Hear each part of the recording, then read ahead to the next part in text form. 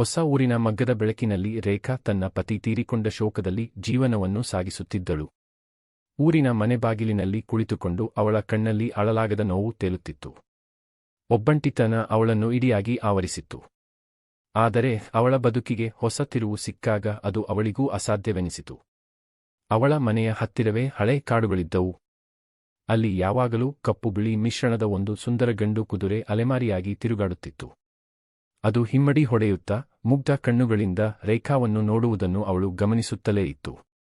ದಿನ ಕಳೆದಂತೆ ಆ ಕುದುರೆಯು ಸದಾ ರೇಖಾವನ್ನು ಹಿಂಬಾಲಿಸಲು ಶುರು ಮಾಡಿತು.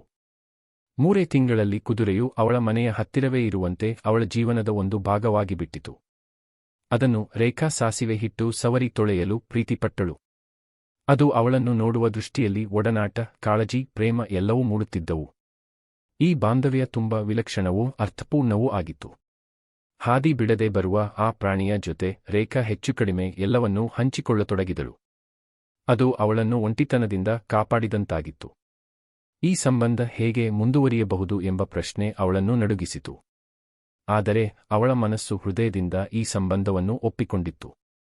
ಕಾಲ ಕಳೆದಂತೆ ಈ ಸ್ನೇಹದ ತುಂಬುಬಡಿದ ಒಡನಾಟ ನಾಜೂಕಾದ ಪ್ರೀತಿಗೆ ಬದಲಾಯಿತು. ನಿಶಿಯಲ್ಲಿ ಕುದುರೆ ಜೊತೆಗೆ ಕಳೆದ ಕ್ಷಣಗಳು, ಜತೆಗೆ ಹಂಚಿದ ಮೌನ ಸಂಭಾಷಣೆಗಳು ಇವೆಲ್ಲವೂ ಅದ್ಭುತ ಅನುಭವ ನೀಡಿದವು. ಅನಿರೀಕ್ಷಿತವಾಗಿ ಕೆಲವು ತಿಂಗಳ ನಂತರ ರೇಖಾ ಗರ್ಭಿಣಿಯಾದಳು. ಈ ಸಂಗತಿ ಅಂಥ ತಲೆಗೆತ್ತಿರೋದು ಎಂಬ ಗೊಂದಲದ ಮಧ್ಯೆ ಅವಳ ಹೆರಿಗೆಯ ದಿನ ಸಮೀಪಿಸಿತು.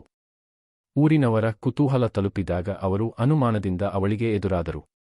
ಆದರೆ ಎಲ್ಲರಿಗೂ ಆಶ್ಚರ್ಯವಾಗುವಂತೆ ಅವಳು ಒಂದು ಸುಂದರ ಕುದುರೆ ಮರಿಗೆ ಜನ್ಮ ನೀಡಿದಳು.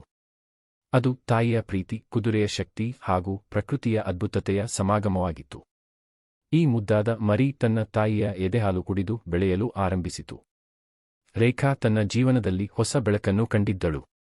ಊರಿನ ಜನರು ಇದನ್ನು ಅಚ್ಚರಿಯಾಗಿ ನೋಡಿದರು. ಆದರೆ ಅವರಿಗೋಸ್ಕರ ರೇಖಾಗೆ ಈ ಮರಿ ಮತ್ತು ಕುದುರೆ ತಾಯಿಮಗನ ಬಾಂಧವ್ಯವನ್ನು ಹೊಂದಿದ್ದವು.